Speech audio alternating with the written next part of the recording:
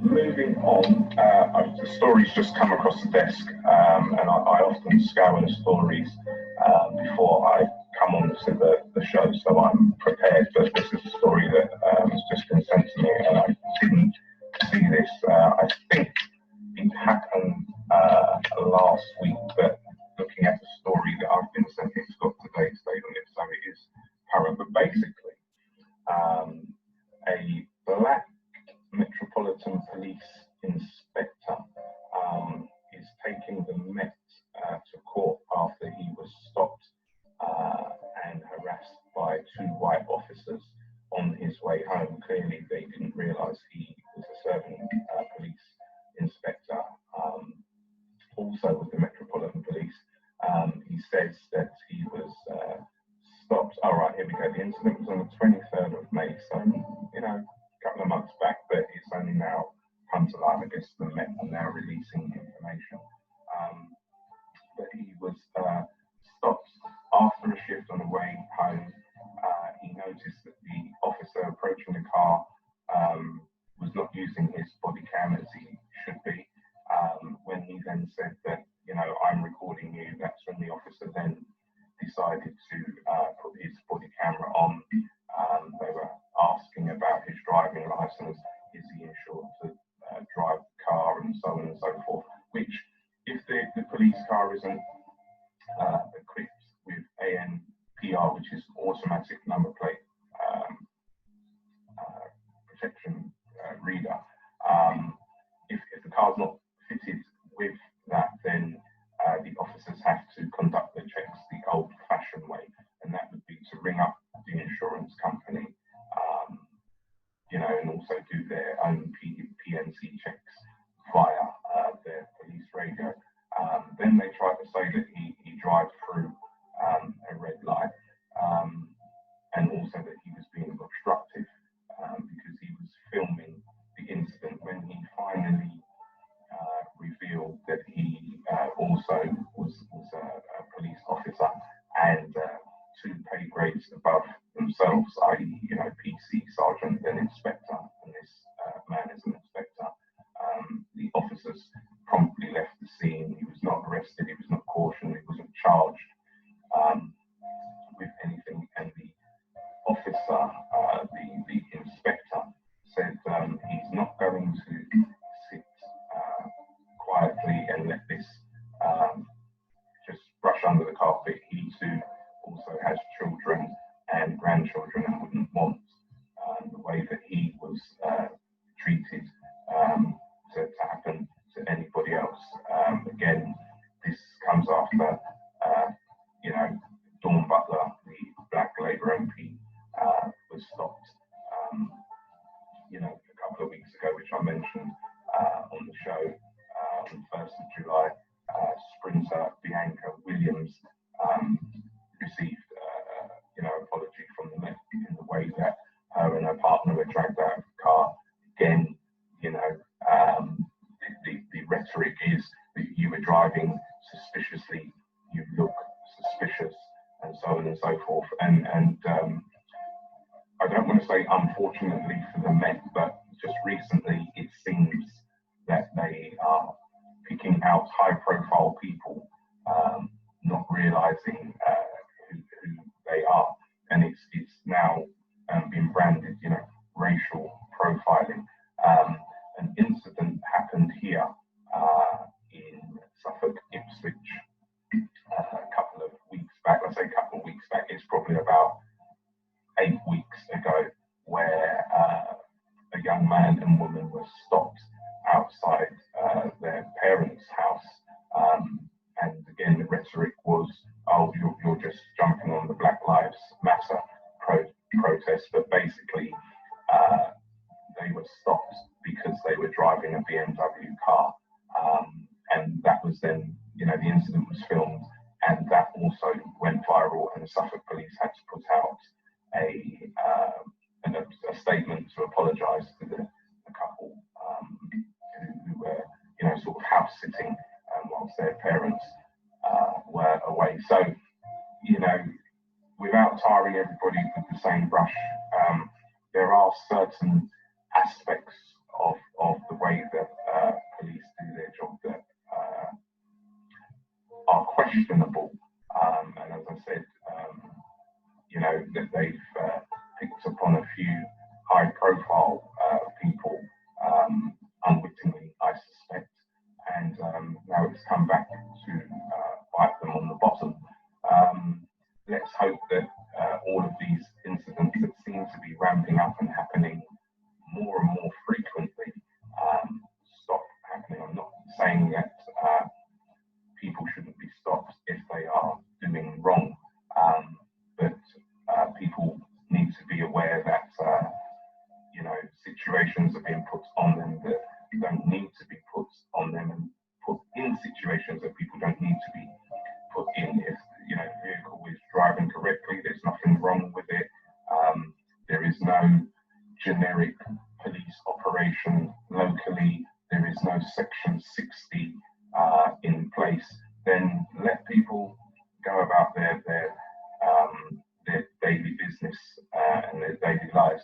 The trouble is, speaking from experience, that the government do put pressures on police officers to perform. And what they mean by that, you and I on the outside think, oh, perform. What is it we have to do? And you would expect it's going out there and arresting and catching criminals and putting them behind bars. That's what you would think is what police are being asked to do. But the reality of the situation is that police are being asked to leave the station and return with 10 stop and search slips completed. It was like that 10 or so years ago when I was a serving police officer, and I believe it to be the same way now. So your task for the day is to go out and to stop people, to gather intelligence. But intelligence on what? If you're not in crime hotspot, if you're just walking down the high street, you need to get 10 stops to keep your sergeant and your inspector off your back when you get back to the station. You are just going to randomly pick the first 10 people that you come across. Some of them will undoubtedly have a criminal past, but on that particular day you stop them. That doesn't mean that they're a criminal right this second. So it's become an organisation collecting paperwork. That's basically what the bottom line is. So I believe these officers are still under the pressure of, we need more stops, we need more stop and searches. Go out there and get them. By getting those stop and searches, they can then show the higher powers to be, the superintendents and the chief constables, who then go and sit round the table with, the government ministers and say, look, last month we stopped 20,000 people, in London on routine stop and searches, and out of those 20,000 people we stopped, 100 people were carrying knives, and we removed those knives and prosecuted those people. That's the way that they seem to be operating, and that's the way that they secure their budgets going forward. Police numbers are low. Can't get more police if you don't have the budget to fund and to pay these officers. We already know that officers are struggling, working triple shifts at the moment with coronavirus and various different bits of disorder that have happened over the last 3 or 4 months during the lockdown. So, officers are retiring, officers are leaving, officers are going off sick. So it really is a thin blue line. However, it still doesn't excuse the behaviour of a minority of officers who still possess certain thoughts about other persons other than themselves, in particular persons of colour. So let's hope that the work that is being done to rectify this situation continues, so that all persons can have full confidence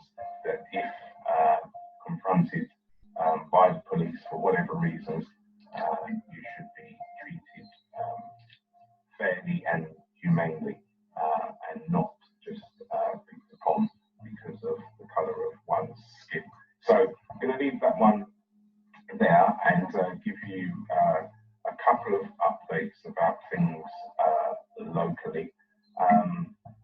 First and foremost, a man in Ipswich, back on, let's see, that's 4 or 5 days ago now, was left with a 2-inch gash on his hand after he was attacked at 2 to 3 o'clock in the morning.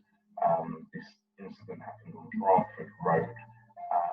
The man lost £750 worth of equipment, mobile phone, a laptop, and various bits and bobs, camera. I'm not sure if he was coming home or, on his way out to work or whatever he was doing, but he was attacked by 2 men who snatched his rucksack containing these articles, and in the melee, he's left with a 2-inch gash on his hand. So let's hope that he makes a full recovery. Police say if you have any information on this incident or you saw anything, contact them on 101, and please use the reference number 37/47244/20,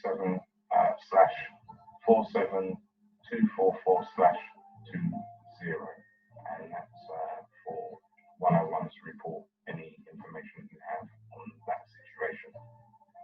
Leaving that one there, moving on. A young girl here in Ipswich of 14 was left in a very distressed state after she went to Alexandra Park with a friend just to hang out. On the way home, I believe the friends parted company. One girl went one way and the other girl went the other way. And this 14-year-old girl walking along Back Hamlet was then approached by 2 men in their mid to late 20s.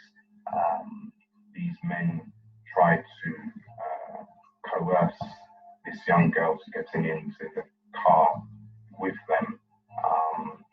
And I believe a member of the public saw what was going on and shouted the men off, and they drove away, and the young lady managed to run away and go home and raise the alarm.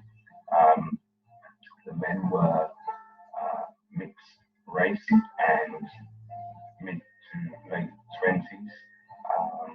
One male was described as small in height and stature, whereas the other man was described as looking like a bodybuilder. The pair of them were in a silver or grey convertible.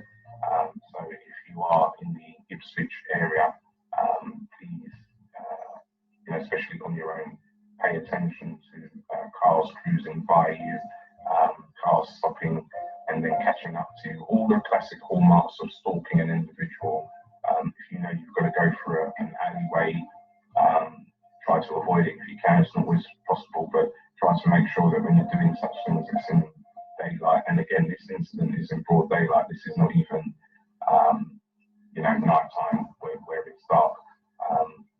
So again, if you have any information on that, I don't have an incident number, unfortunately, but again, contact 101 and give over the information if you should have any information regarding that last incident I've just read out to you.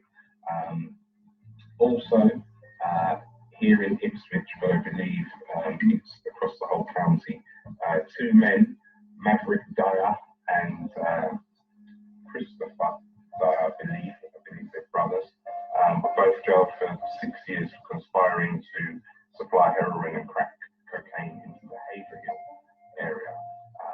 Their arrest comes after a Metropolitan Police operation. Obviously, that's London, on county lines. So I guess the Met have had the intelligence on these 2 individuals and naturally tracking their movements all the way up here to Suffolk and Haverhill.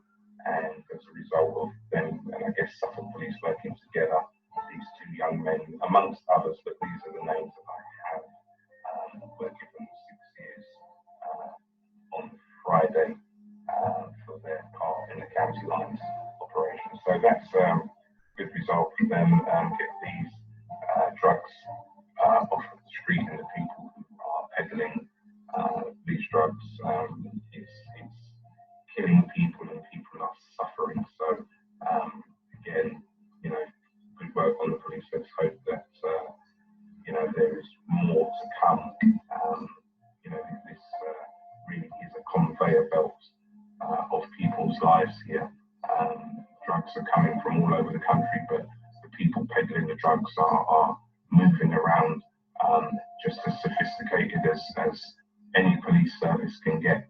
The people doing this are equally as sophisticated. So let's hope that these individuals, whoever they are caught quickly and put away for significant periods of time. Just before I go, one more story that came out last week, just after I finished my last show, so I didn't get a chance to mention it to you. But going back to London with the Metropolitan Police, they have decided to close the investigation into the death of Stephen Lawrence. For those who don't know, Stephen Lawrence was the black teenager that was murdered by 5 white racists back in Eltham, South London, back in, beg your pardon, 1993, 27 years ago now. Subsequent investigations found 5 individuals not guilty of the crime.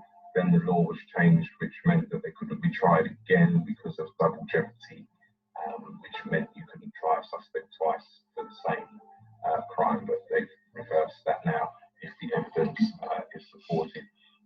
Since then, 2 of the individuals of the original 5 individuals have been convicted and are currently in prison for the murder of Stephen Lawrence. There is a 3rd man who was arrested probably about 18 months ago on drugs charges, very serious drugs charges, and he was extradited from Spain or somewhere like that a few months ago, also about 18 months ago, and he's currently in prison. So I don't know if they're going to try to draw him back into the Lawrence investigation, but as I say, I haven't heard that, and as I say, now they are closing the investigation because there doesn't seem to be any fresh leads. The Met Commissioner has expressed regret to the family. Stephen's mother, who is now Baroness Lawrence, after campaigning for 27 years for justice for her son, has said she understands the Met's decision.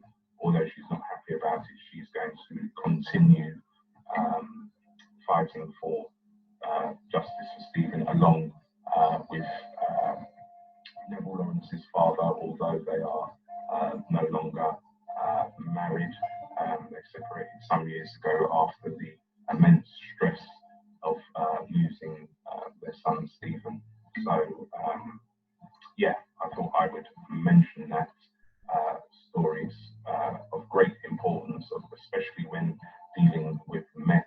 You will know that the Macpherson report that came out at the time as a result of the poor way that the Met handled the situation is where the term institutional racism came from.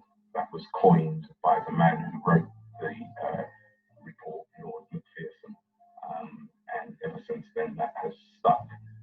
So again, 27 years, and here we are still talking about race issues within the Met. So let's hope it doesn't take another 27 years for them to rectify the way that they do things.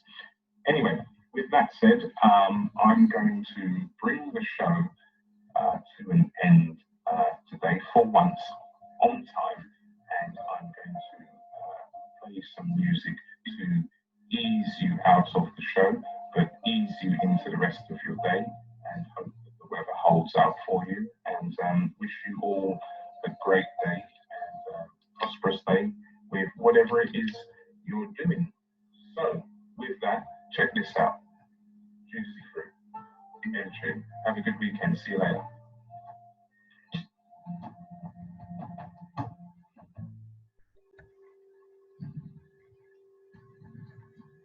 to Mind Over Matter Investigations.